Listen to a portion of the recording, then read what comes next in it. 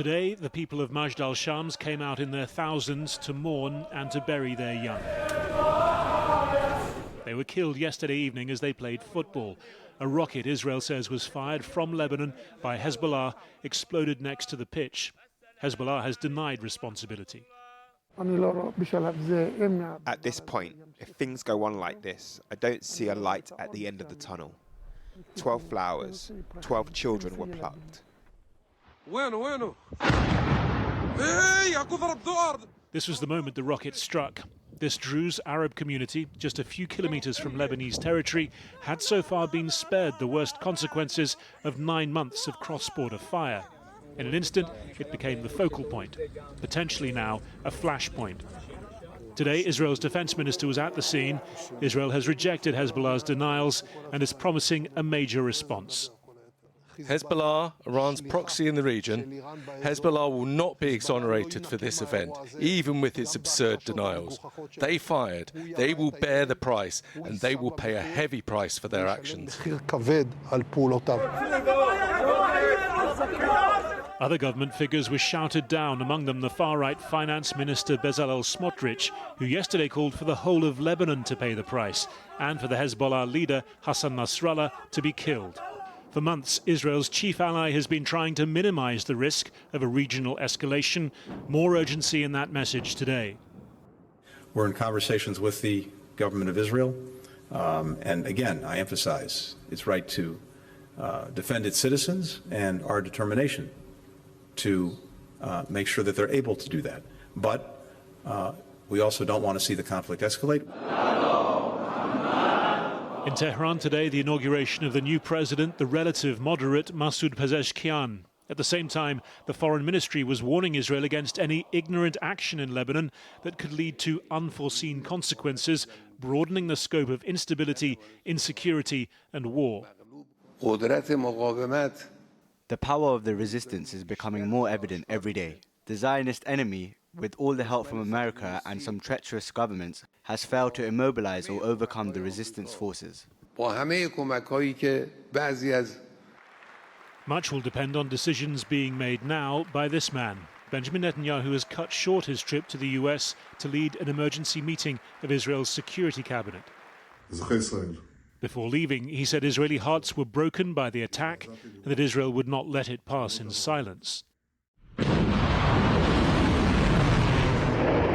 Netanyahu has, though, over many years, built a reputation for caution when it comes to Iran. In April, under significant US pressure, he signed off on only a limited military response to Iran's mass drone and missile attack on Israel. Military calculations are now sure to include the 150,000 rockets that Hezbollah is estimated to possess and the risks to Israel of a spiraling escalation.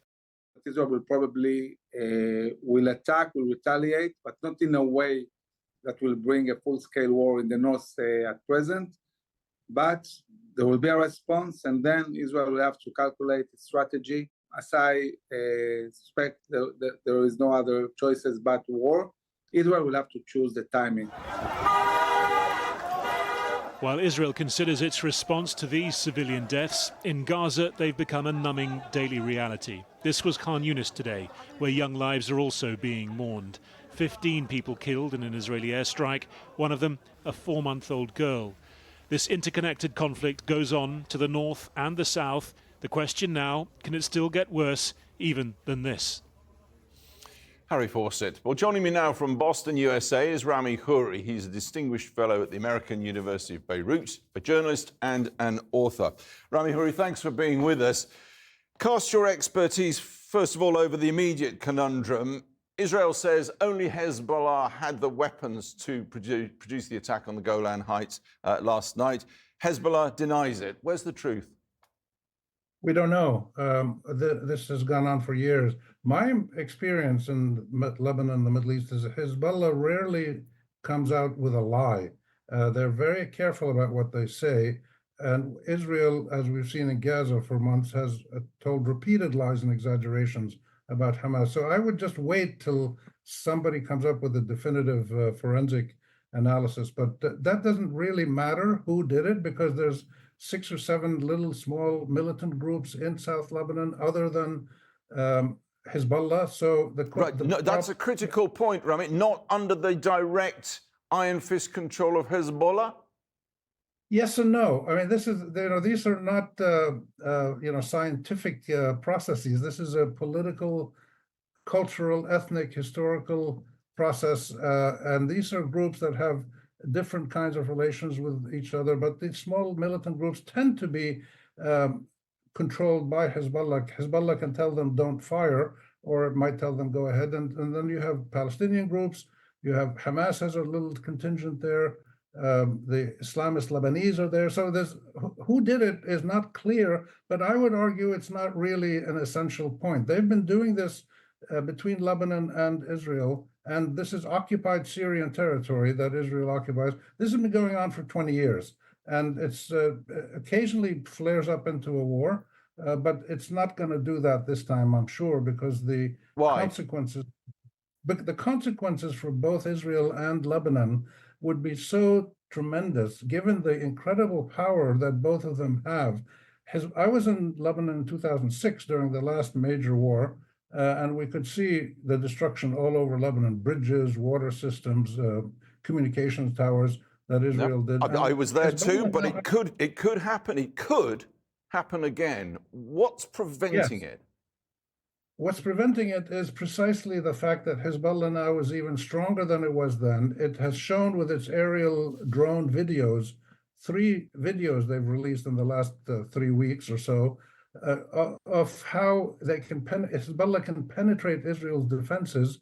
It can attack the most sensitive targets, including Haifa port and military positions, etc. And we've seen them already doing this in northern Israel. They attack military posts almost at will. Right. So the capabilities of both are so great that the destruction would be massive, and it would be mostly impacting civilians. And we do have a telling track record away from Israeli propaganda as regards Gaza that the long-term record of Benjamin Netanyahu, as Harry Fawcett was pointing out just now, is that he is actually cautious when it comes to Hezbollah/Iran, I think we can say. Yes and no. He's cautious in actual actions. He's a bit wild in what he says. But the Israelis have a dilemma that they've always depended on their military power, which has been enormous, thanks to support from Britain, Germany, the United States, and others over the years. But the more they have power, the more they use it, as we see in Gaza now, the more political losses they suffer. They're isolated. They're going to be sanctioned. They're going to soon be like South Africa was. So military power also does not resolve political conflicts. And this is why they're still having this tit-for-tat engagements with Hezbollah and others in Lebanon. So they can't just keep boasting about their military power because it's not the answer. And the answer has to be a political negotiation that resolves all. As ever, you've got to have an exit strategy. Rami Huri, thank you very much indeed for being with us. Appreciate it.